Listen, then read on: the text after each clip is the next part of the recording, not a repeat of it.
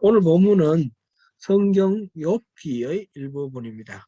욥기에 대해서도 우리가 따로 기회가 있으면 한번 보겠지만 오늘 간단하게 오늘 이 말씀을 인용하는 것이 어쩌면 또 이렇게 이 설명이 좀 필요할 수도 있겠다 싶어서 우리가 살펴봅니다.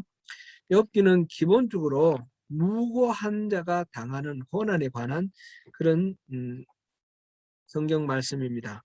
욥기를 통해서 우리는 크게 두 가지를 생각해 볼 수 있습니다.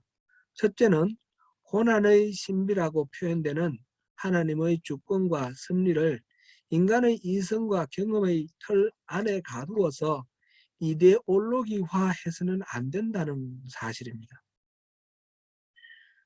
이건 좀 말은 어렵지만 우리가 성경 말씀을 너무 이렇게 도구마로 만들어 놓으면 그것이 우리를 오히려 하나님께서 진리가 너희를 자유케 할 것이다 그랬는데 자유를 읽으면은 그런 결과가 된다라는 것을 이 욥기가 잘 보여주고 있습니다. 두 번째로는 인간의 이성과 논리로 수용이 되지 않는 고난 속에서도 하나님의 신실함을 믿고 사랑하는 것이 진짜 믿음이다 하는 것을 알 수가 있습니다. 우리가 납득이 되지 않으면 마음속으로 받아들이기 어려운 그런 것이 우리 인간입니다.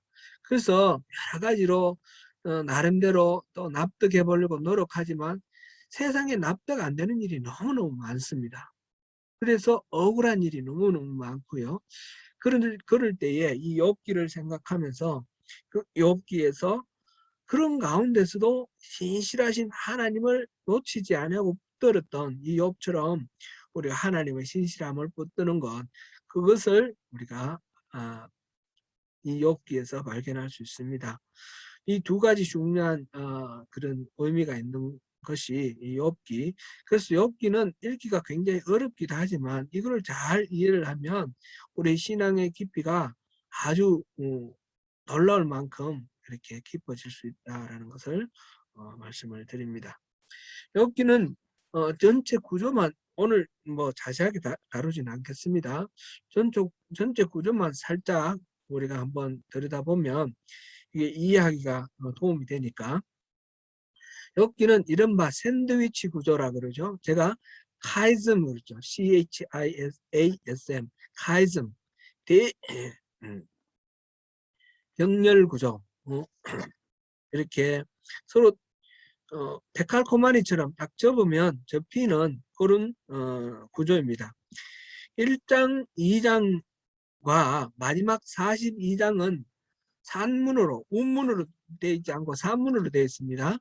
그 다음에 3장부터 41장과는 운문이죠. 보통 욥기, 시편, 그 다음에 잠언, 전도서, 아가까지 5가지를 시가서라고 그러는데 시라고 그러는 거죠. 시. 근데 이 욥기의 1, 2장과 42장은 시가 아니라는 거죠. 산문이라는 거죠. 그거를 우리가 참고로 알아두고요.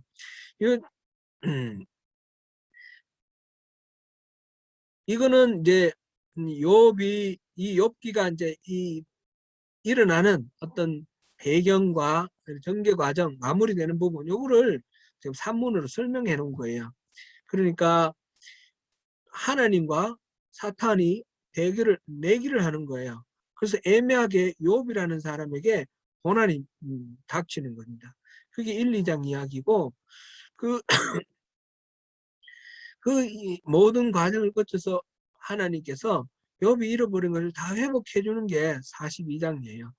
그래서 그 사이의 내용이 이제 욥기 본론이라 이렇게 말할 수 있는데 3장부터 41장까지 여기 이 운문으로 된 거, 시로 된 이 부분도 크게 나눠보면 28장을 중심으로 해서 그 앞까지 3장부터 27장까지 그리고 29장부터 41장까지가 이렇게 대칭을 이루고 있습니다.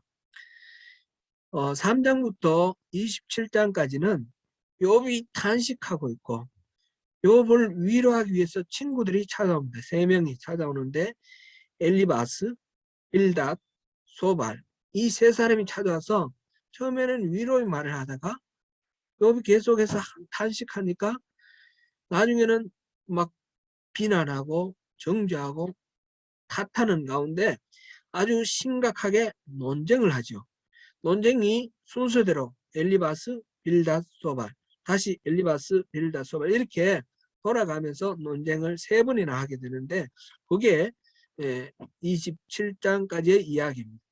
그리고 29장부터 41장에서는 욥이 막 이제 친구들의 이 이야기를 듣고 그게 납득이 안 되니까 막 이제 하소연을 하고 토론을 하면서 말하자면 논쟁이 아니라 연설을 합니다. 연설을 하는데 욥이 3번 연설을 하죠. 3차례 연설을 하고 그 말을 듣고 이 세 친구는 이제 나이가 연세가 드신 친구들인데 엘리후라는 젊은 사람이 와서 구세대의 논리가 아니라 신세대의 논리로 지금 이 욥에 대해서 또 이렇게 욥의 생각을 바꿔주려고 그렇게 또 연설을 합니다. 이 엘리후가 3번 연설을 합니다. 3차례 그것이 나오고 그 다음에 하나님이 등장하십니다. 하나님 등장하셔서 이 위로하기 위해서 왔다가 비난하고 정죄하는 이 친구들을 꾸짖는 말씀을 그 꾸짖는 말씀은 나중에 나오고요. 이 하나님이 나타나셔서 욥에게 갑작스럽게 3번의 이 연설을 하시는데 그 연설은 다름 아니라 욥이 하나님 나타나 주세요. 하나님 왜 나에게 이런 일이 있습니까? 그렇게 질문을 하고 따졌거든요. 거기에 대해서 욥에 대해서 하나님께서 네가 이거를 아느냐? 네가 이걸 봤느냐? 그러면서 욥이 알 수 없는 하나님이 행하신 일들에 대해서 폭포수같이 막 쏟아내놓으십니다.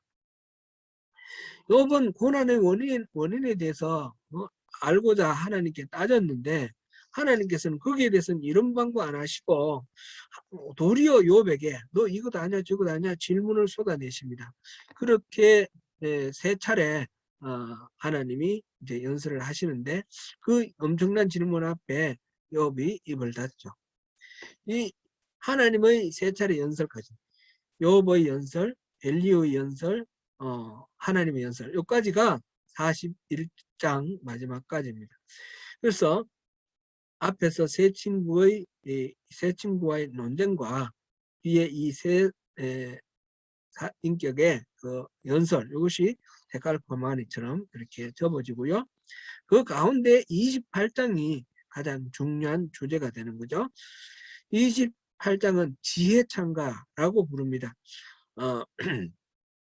그 중에 특별히 28절이 주제가 되는데 28장 28절 또 사람에게 말씀하셨도다. 보라 주를 경외함이 지혜요 악을 떠남이 명철이니라 라고 하는 이 말씀 이게 욥기의 주제입니다. 이렇게 샌드위치 구조 이 카이즘일 때는 한가운데 나오는 것이 핵심이고 주제라고 그랬죠. 그 말씀 들었습니다. 그 28장이 바로 그 샌드위치 한가운데 있는 속입니다. 핵심입니다. 그 다음에 그 뒤에 이제 그 뒤에 42장에서 욥이 하나님 앞에 이제 더 이상 할 말이 없습니다. 그리고 이제 하나님께서는 친구들에게 그걸 책망을 하시죠. 이 욥을 위로하러 왔다가 오히려 질책하는 친구를 책망을 하시고 그리고 다시 잃어버렸던 모든 것들을 회복시켜 주시는 그런 이야기가 이제 42장에 나옵니다.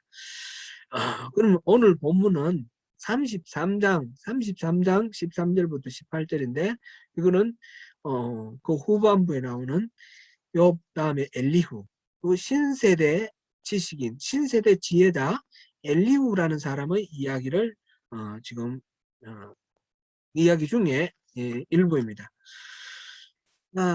보면 신세대라고 했는데 이 엘리후나 그 세 친구나 결과적으로는 뭐 하나님으로부터 칭찬받지 못하는 욥을 위로하기 위해서 왔다가 욥을 오히려 책망하게 되는, 정죄하고 책망하게 되는 그런 사람입니다. 별 차이가 없습니다. 근데 그 중에 한 부분을 오늘 우리가 설교의 본문으로 삼았거든요. 여기서 하나님은 14절, 특별히 우리가 이번에 암송구절로 찾은 부분 보면, 하나님은 한 번 말씀하시고 다시 말씀하시되 사람이 관심이 없으시다. 한 번 말하시고 그것을 끝이 아니라 또 말씀하신다는 거예요. 다양한 방법으로 하나님 말씀하신다 그랬는데, 이 성경 말씀이 정말 진리인가? 엘리후가 말한 거는 지금 욥기에 그 세 친구의 말이나 또는 이 엘리후의 말은 하나님으로부터 칭찬 못 받았는데, 이 말씀 우리가 성경 말씀으로 우리 받아들여도 좋은가? 그런 생각이 듭니다. 만약 이게 쓸모없는 그런 말씀이었으면 이 욥기 성경에 다 들어왔을 겁니다. 이렇게 자세하게. 근데 이렇게 많이 자세하게 많은 분량을 다 이렇게 성경으로 수록한 이유는 그 이야기가 다 맞는 말이라는 겁니다. 맞는 말을 한다고 해서 다 옳은 건 아니다. 그거를 보여주는 겁니다. 지금 세 명의 친구나 엘리후나 그들이 말하는 바는 이른바 신명기적 사고다. 이렇게 말합니다. 인과응보입니다. 죄를 지으면 벌 받고 선을 행하면 복을 받는다. 이게 이제 신명기의 이야기 가르침입니다. 그래서 신명기의 그 가르침대로 욥에게 얘기를 하는 겁니다. 너 이렇게 많은 고난을 당했으니까 그건 틀림없이 네가 죄를 지었기 때문에 받는 벌이다. 네가 무슨 죄를 지었냐? 그게 친구들의 이야기거든요. 그러면서 하는 모든 성경의 인용이나 이런 것들은 다 맞는 말인 겁니다. 그러나 고난에 빠져 있는 이 욥에게 맞는 말 한다는 것이 옳은 것이 아니라는 것이죠. 우리도 그런 거 많이 경험하지 않습니까? 굉장히 어려울 때, 제가 생각해 보면 우리 둘째 키울 때에 이제 오셔서 하시는 말씀이 기도해라. 기도하면 낫는다. 왜 기도를 안 하냐? 그런 말씀을 많이 해주셨어요. 그런데 물론 우리가 어려움을 당했을 때 기도해야 되는 거 당연하죠. 그런데 너무너무 고통스럽고 힘들고 무거운 짐을 지고 있는 사람에게 너 왜 기도 안 했냐? 기도해라. 이거는 위로와 격려가 아니라 잔인한 칼질로 이렇게 가슴에 비수처럼 꽂히더라고요. 우리 그런 일, 사소한 일들 속에서도 그런 거 많습니다. 친구들하고도 무슨 얘기할 때 맨날 옳은 소리 하는데 그게 너무너무 고깝게 들리는 경우들이 많아요. 옳은 소리가 맨날 맞는 소리, 옳은 소리 한다고 해서 그것이 적절한 것이 아니죠. 가문에서는 경무에 맞는 소리. 그래서 쟁반위에 금사가다 그랬잖아요. 경무에 맞는 소리가 중요한 것이죠. 지금 이 욥기에서 세 친구나 엘리후가 한 말은 틀린 말이 아니라 맞는 소리지만 경무에 맞지 않다는 거죠. 이 경우에 맞지. 그러니까 이 말씀을 우리가 성경으로 받아들이고 이 말씀을 우리가 인용하는 데 있어서 조금 더 문제가 없다라는 것을 한번 우리가 먼저 짚어보는 것입니다. 오늘 본문 다시 한번 읽어볼까요? 13절부터 18절까지.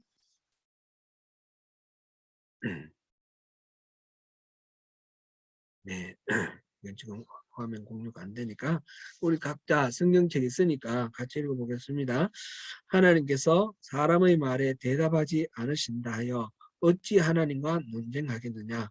하나님은 한 번 말씀하시고 다시 말씀하시되 사람은 관심이 없도다.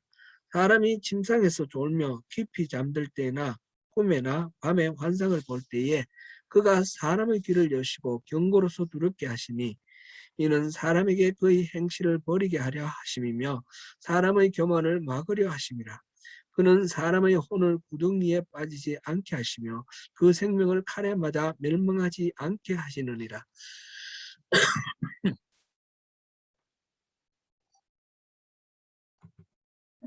욥이 하나님께 막 아우성치고 왜 하나님 대답 안 하십니까? 내가 무슨 죄를 지었기 때문에 이런 고난이 있습니까? 막 아우성치는데 하나님 대답 안 하신다고 불평하니까 엘리후가 하는 말이 이 말입니다.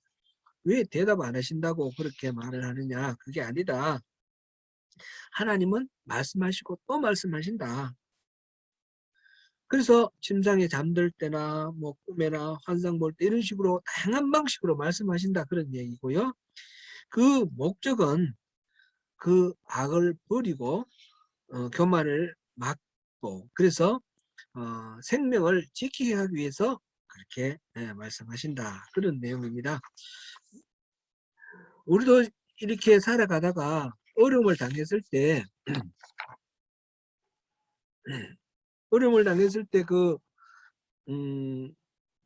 너무나 절박하여 하나님께 부르짖고 기도하는데도 응답하지 않으시면 참 힘들고 고통스럽게 되는 그런 상황들이 많이 있습니다.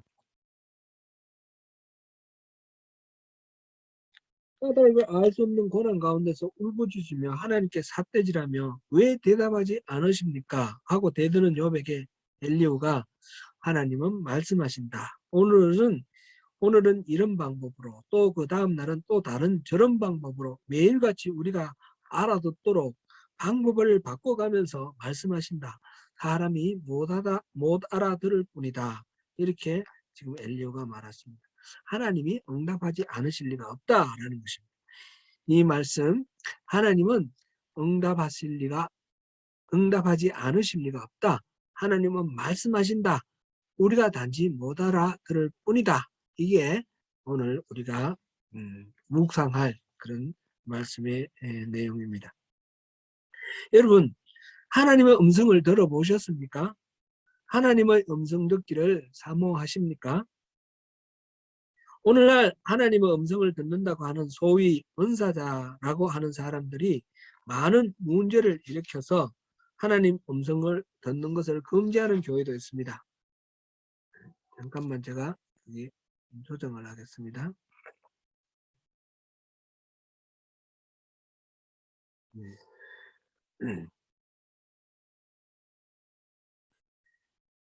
어, 2014년 제가 여러 번 말씀을 드렸지만 2014년 말에 북한이 남침을 해서 한국에 전쟁이 일어난다. 그래서 피난 가야 된다. 그렇게 하나님 음성 들었다고 뜨던 홍모라는 전도사가 있었죠. 그래서 막 피난 간 사람들도 있었고요. 보면 수많은 이단의 지도자들이 한결같이 하나님의 음성을 듣는다라고 그렇게 주장을 합니다. 제가 오클랜드에 올라왔을 때 그 해에 그전에부터 알던 한 청년이 상담을 요청해 왔습니다. 자기 교회 목사님이 하나님의 음성을 들었다고 하면서 자기를 목사님의 아들과 결혼하라고 그렇게 하시는데 자기는 아무리 생각해도 목사님의 아들이 자기 남편감으로 생각이 들지 않아서 거절을 했답니다. 그랬더니 공개적으로 하나님 말씀에 순종하지 않는다고 야단쳤다고 그렇게 하면서 또 어떻게 해야 되는지 무섭기도 하고 그렇다 그러면서 상담을 했습니다. 그럴 때 어떻게 답을 해줘야 되죠? 자기 담임 목사가 그랬다는데 참 그 답이 쉽지는 않았습니다. 그런데 제 자매에게 이렇게 말했습니다. 자매의 인생에 결혼은 가장 중요한 일인데 하나님의 뜻이라면 자매에게도 말씀을 하실 테니 자매가 하나님께 직접 기도해서 물어보고 그리고 그 들은 대로 그 결론대로 목사님께 말하라 그렇게 말해줬습니다. 이 이야기를 통해서 제가 느낀 거는 단정할 수 없지만 그 목사님이 아마 자기가 이 자매가 마음에 들어서 자기 생각을 관철하기 위해서 하나님의 말씀이라는 그런 것을 주장한 것이 아닐까 그렇게 추정이 됩니다. 하나님의 음성이라는 말이 갖는 그 무게가 보통이 아니기 때문에 특별히 영적인 지도자가 그것을 이용해서 사람을 압도하고 조종하는 그런 경우들이 많이 있습니다. 사회 속에서 많이 흔히 봅니다. 그럴 때에 우리는 어떻게 해야 될 것인가? 그 훈련을 받지 않고 갑작스럽게 또 당하면 어려움을 겪을 수 있는데, 우리 교회 성도님들은 그런 분은 없으실 거라 생각됩니다.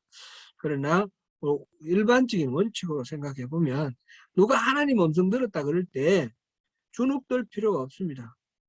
하나님 음성은 어떤 특별한 사람에게만 들리는 것이 아니라 누구에게나 들린다는 것이죠. 내가 직접 듣기를 사모하고 내가 직접 들으면 되는 것입니다.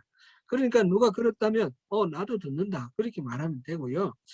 내가 이제 하나님 음성 듣는 것을 어떻게 이해하느냐, 그것을 우리가 정확하게 바로 잡으면 됩니다.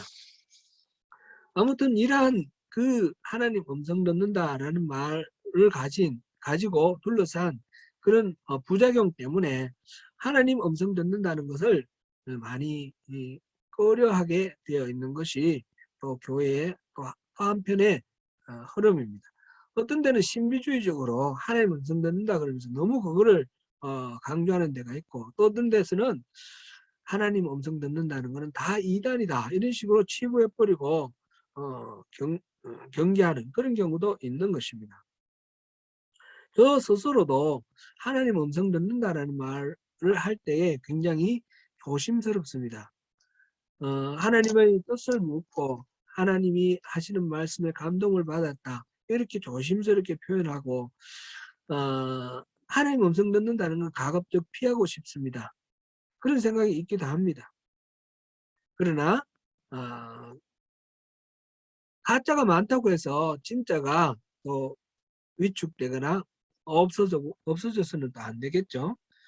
제가 미국의 그 세들맥 교회 릭 워런 목사님의 그 데일리 디보션 그 자료를 매일 받아보는데, 마침 지난 27일자 제목이 God designed you to hear his voice. 하나님은 당신이 그분의 음성을 듣도록 설계하셨습니다. 라는 그런 내용이었습니다. 그 내용을 잠깐 소개해 드리겠습니다. 릭 워런 목사님은 어떤 의미에서 당신 안에는 당신에게 하나님의 인도하심을 받도록 허용하는 리시버, 수신기가 있다라고 말했습니다. 그러면서 하나님이 그 리시버에게 이제 메시지를 전하면서 이렇게 하시는 그 통로가 있는데, 채널이 있는데 대표적인 것이 성경이다 그랬습니다. 하나님은 성경을 통해서 우리에게 말씀하십니다. 그래서 우리는 매일 성경을 읽어야 합니다. 두 번째는 경건한 교사, godly teachers라고 그랬습니다. 교회 예배에서 설교 말씀을 듣거나 성경 공부를 할 때에 그 교사들을 통해서, 목사나 교사들을 통해서 하나님이 직접 우리에게 말씀하신다라는 것입니다. 세 번째는 다른 그리스도인이라고 하였습니다. 어떤 때는 다른 믿음의 동력자를 통해서 하나님의 말씀을 우리가 들을 때도 있습니다. 또한 우리를 통해서 우리 이웃들에게 하나님의 말씀을 전하라고 우리에게 그 메시지를 주실 때도 있습니다. 이런 일은 목회자에게만 맡겨진 일이 아니고 모든 성도들, 모든 믿는 신도자들을 통해서 하나님은 각기 다른 방법으로 그렇게 말씀을 하십니다. 네 번째는 상황과 고통을 통해서도 말씀하신다 하였습니다. 간략하게 요약했지만 우리가 앞으로 이 부분을 좀 더 깊게 들여다 볼 것입니다. 잘 정리한 것 같습니다.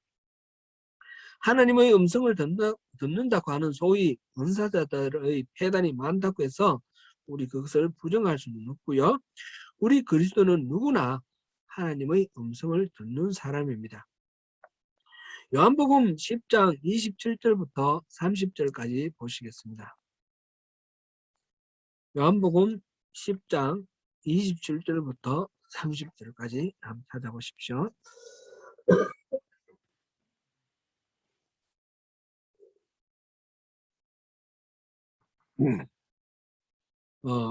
제가 읽겠습니다. 내 양은 내 음성을 들으며 나는 그들을 알며 그들은 나를 따르느니라. 내가 그들에게 영생을 주노니 영원히 멸망하지 아니할 것이요 또 그들을 내 손에서 빼앗을 자가 없느니라.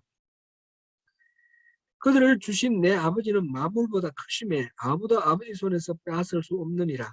나와 아버지는 하나이라 하신대. 예수님은 내 양은 내 음성을 듣는다라고 하셨습니다. 27절이죠. 예수님의 양인 우리 그리스도인들은 주님의 음성을 듣습니다. 그것이 너무나 당연합니다. 또 30절에서는 주님이 나와 아버지는 하나이다 라고 하셨죠. 우리 주님은 하나님과 동일하신 분이십니다. 우리 주님의 양인 우리 그리스도인들은 주님의 음성을 듣는 것이고 바로 하나님의 음성을 듣는 것이 아주 당연합니다. 한국 예수전도단 대표를 하셨던 문희곤 목사님이 오클랜드도 다녀가셨죠. 제가 크라이스트에 있을 때에 오셨는데 만났습니다. 하나님의 음성을 듣는 것은 은사가 아니다 라는 제목의 책을 내었습니다. 저도 이 입장에 동의합니다. 하나님의 음성을 듣는 것은 특별한 은사를 받은 사람만 가능한 것이 아니라 우리 그리스도인 모두가 가능합니다. 가능한 정도가 아니라 우리 신앙에서 필수적입니다. 하나님은 지금도 말씀하고 계십니다. 하나님의 음성을 듣는다 할 때 가장 안전하게 여기지는 방법이 성경을 통해 듣는 방법입니다.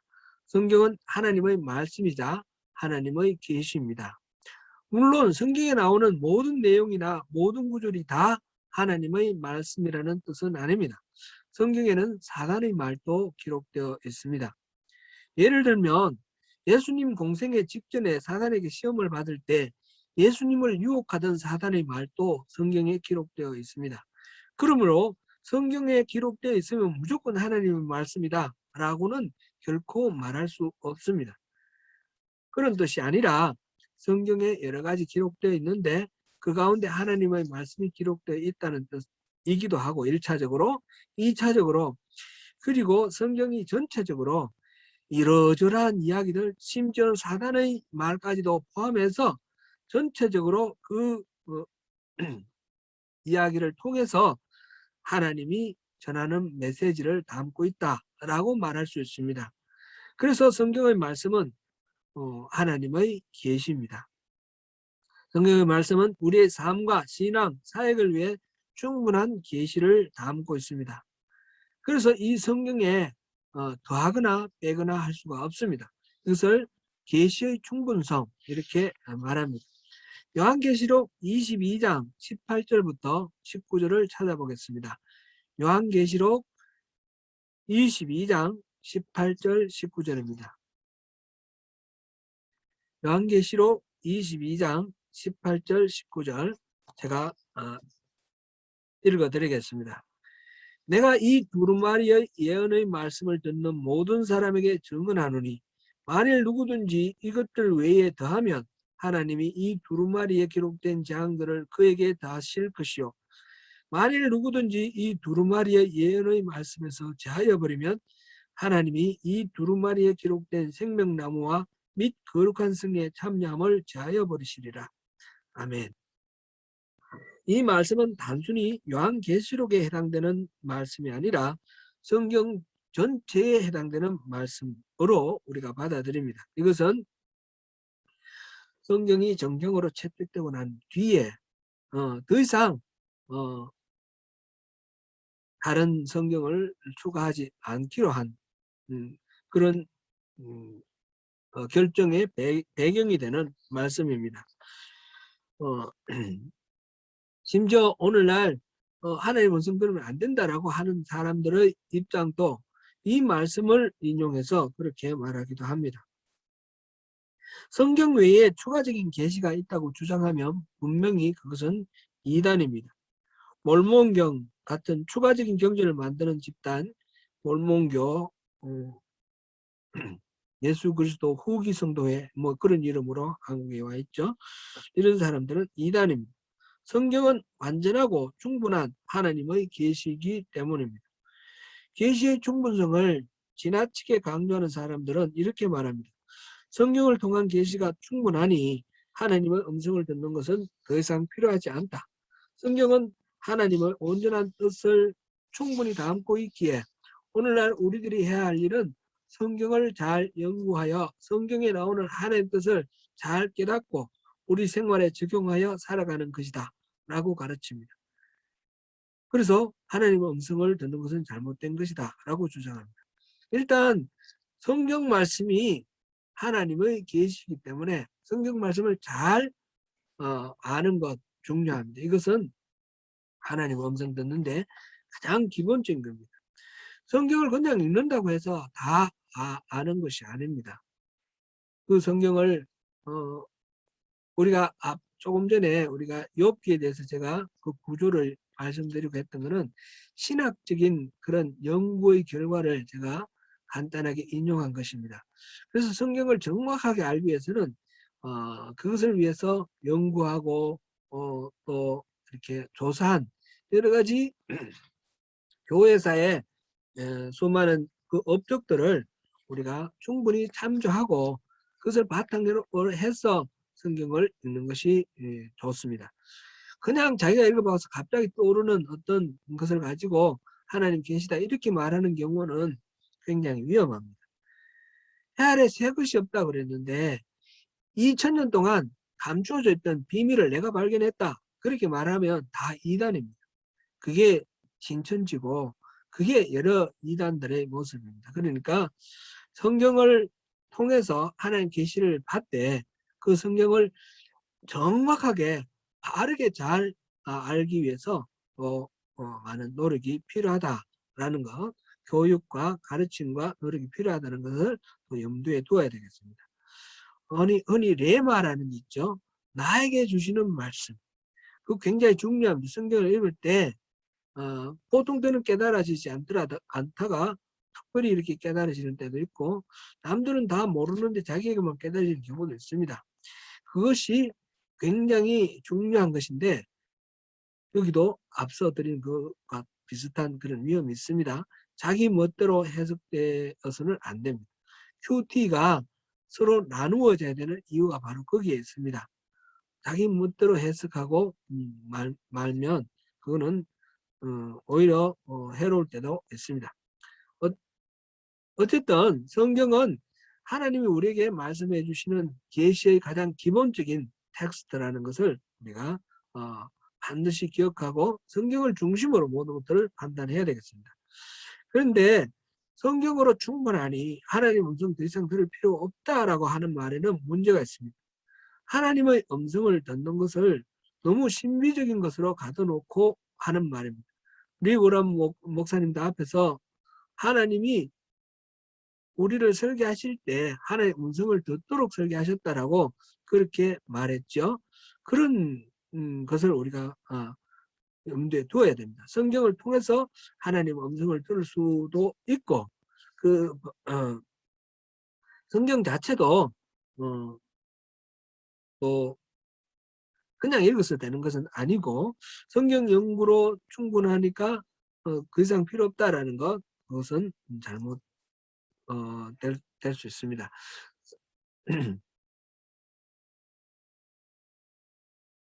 성경을 우리 잘못 이해하면 코에 걸면 코걸이, 귀에 걸면 귀걸이 이렇게 이야기도 하죠. 성경을 통해서 하나님이 말씀하신 말을 바르게 알아듣기 위해서도 우리가 반드시 필요한 것이 성령의 도우심입니다. 성령의 도우심 이것을 우리가 늘 이렇게 염두에 두어야 됩니다. 하나님이 우리에게 말씀하실 때에 말씀하시는 방법이 통로가 여러 가지가 있지만 그 모든 통로에서 성령님이 함께 하셔서 성령님이 우리에게 그것을 깨닫게 해주시는 그런 역할이 있다는 것을 우리가 기억해야 됩니다. 한 걸음 더 나아가서 성경을 통해서만 하나님의 음성을 들어야 하는 것도 아닙니다.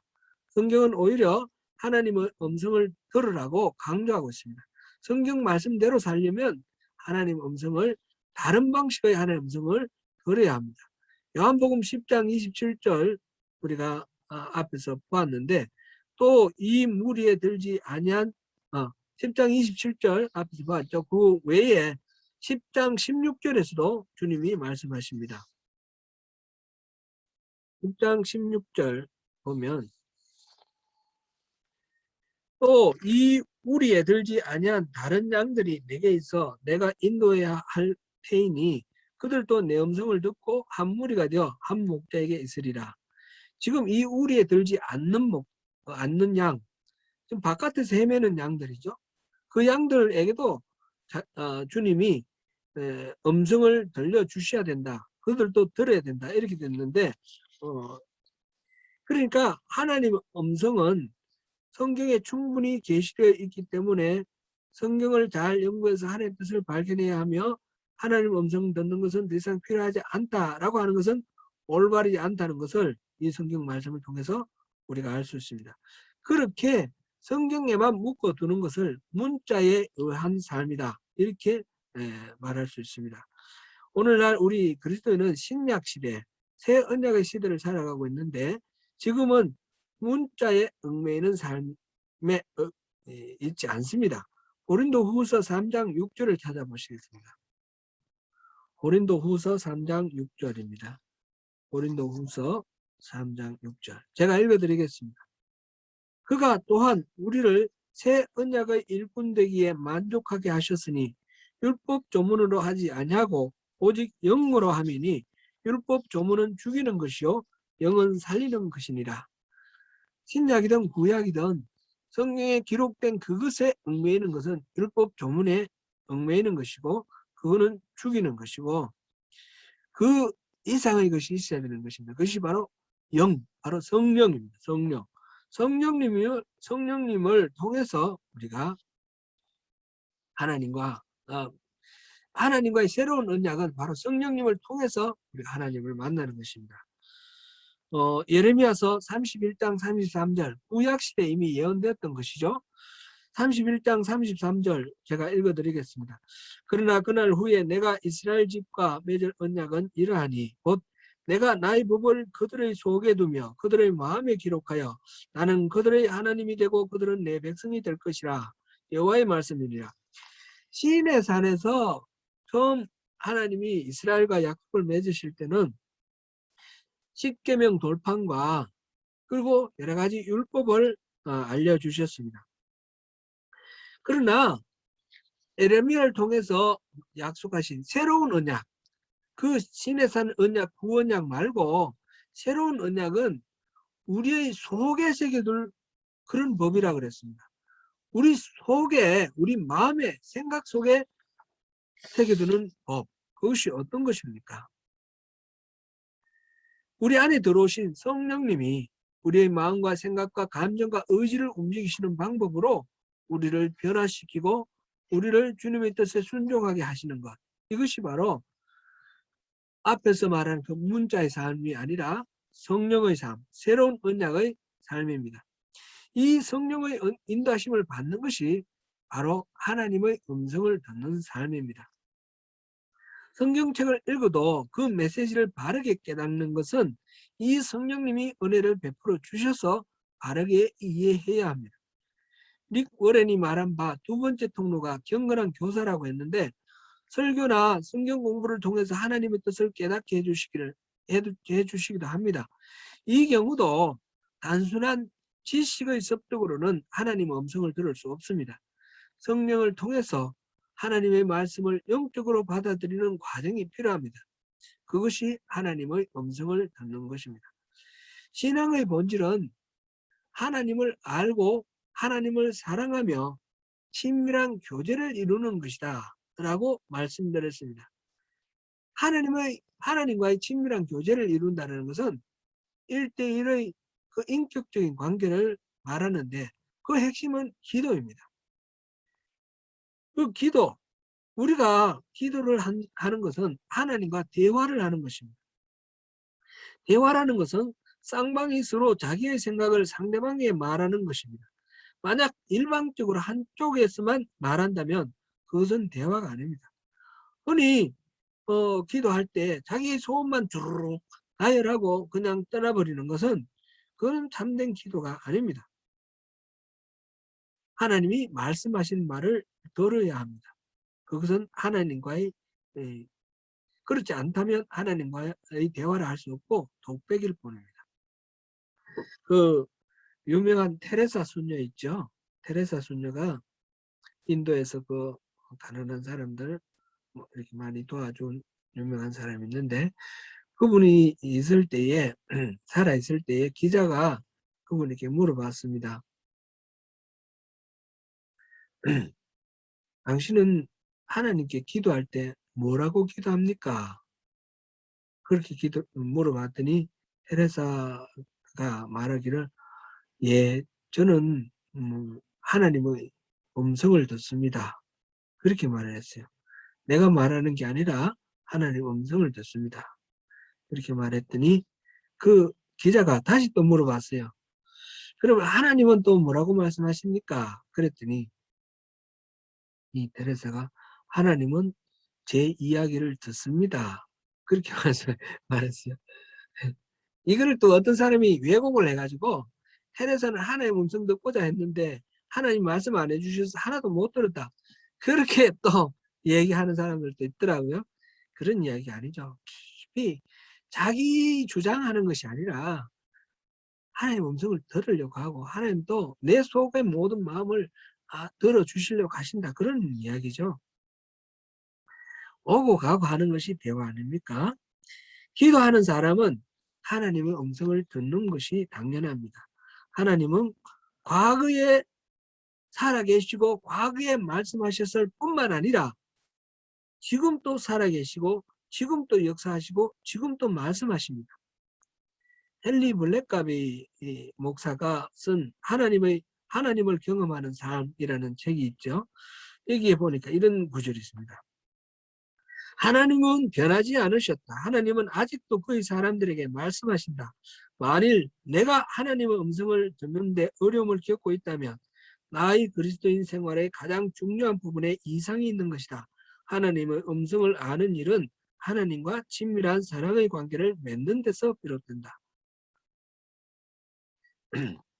오늘 우리 말씀 본문이 욥기 33장 13절부터 18절 말씀이었는데 중요한 진리가 있었습니다. 하나님은 말씀하신다는 겁니다. 그는 구약시대만 그런 게 아니라 지금도 말씀하신다는 걸 우리가 기억해야 되겠습니다. 이렇게 말씀하시기도 하고 저렇게 말씀하시기도 하고 다양한 방법으로 말씀하신다라는 것. 이것이 첫 번째고요. 그 다음에 하나님이 그렇게 말씀하시는 목적은 우리가 멸망하지 않고 생명을 보존하도록 하기 위해서 말씀하신다라는 것입니다. 우리를 살리기 위해서 말씀하신다라는 것입니다. 이 하나님의 그 말씀하시는 것을 우리가 기억할 때 우리는 하나님 앞에 더 가까이 나가서 더욱 친밀한 관계를 이루어야 되겠죠. 구약시대는 하나님 무서웠지만 이제 신약시대에는 예수님께서 그